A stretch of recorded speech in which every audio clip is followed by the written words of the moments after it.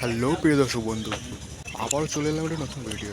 এটাই দেখবো মিটসুবিশি শক্তি মডেল ভিটি 224 1D কীভাবে ফোর হুইলের সিল পাল্টাবো। তো বন্ধু বেশি ভাট না বকে বিস্তারিত দেখা যাক। এর জন্য সামনের অ্যাক্সেল চাপা আগে খুলতে হবে। এই যে চাপা আর অ্যাক্সেল একসাথে বেরোবে, এই প্যাকিংটা ছেড়ে যাবে, তার জন্য সাইডে রেখে দিলাম।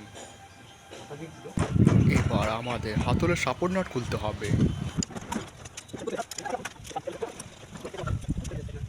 আর এই যে এখানে মোটামুটি খোলা হয়ে গেছে। এবার আমাদের খোলার জন্য চাপাটাকে খুলতে হবে।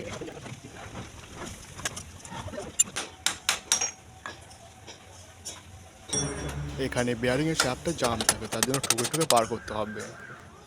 আর এই যে এখানকার সিল পাল্টাবো।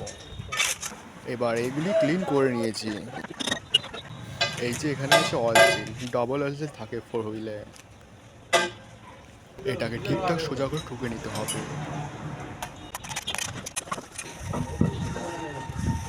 এবার অ্যাক্সেলের অয়েল সিল লাগিয়ে নিই।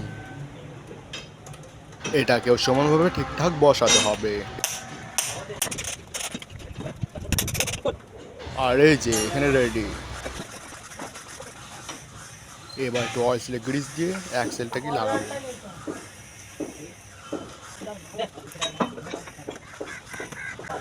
আগের বিয়ারিংটা খারাপ ছিল, তার জন্য নতুন লাগানো হচ্ছে।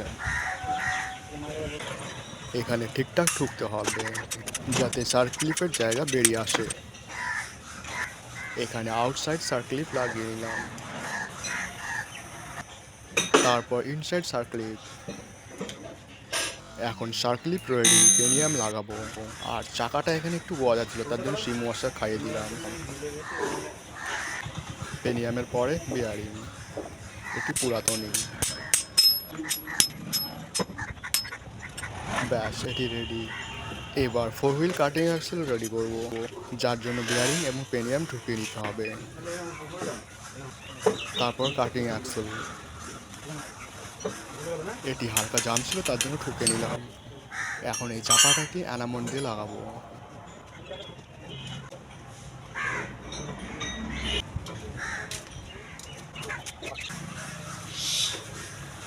এই চাপাটাকে ঠিকঠাক লাগাতে হবে, ঘুরে গেলে লাগবে না।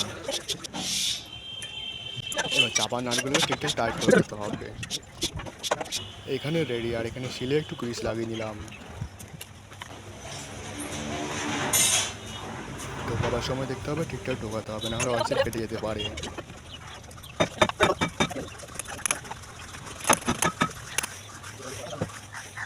এবার ওপরে চাপাটা লাগিয়ে নেব।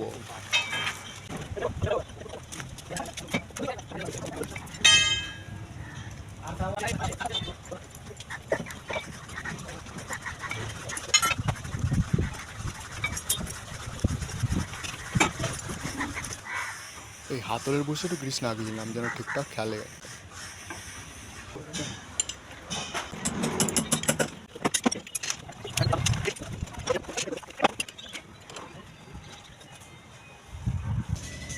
এবার অ্যাক্সেলটাকে আটা দিয়ে ঠিকঠাক লাগাতে হবে।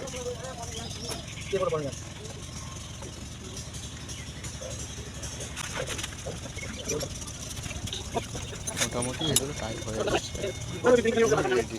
তো বন্ধুরা ভিডিও অবশ্যই লাইক। যারা যারা এই রকম ভিডিও দেখতে চাও তারা চ্যানেলটিকে সাবস্ক্রাইব করে রাখো।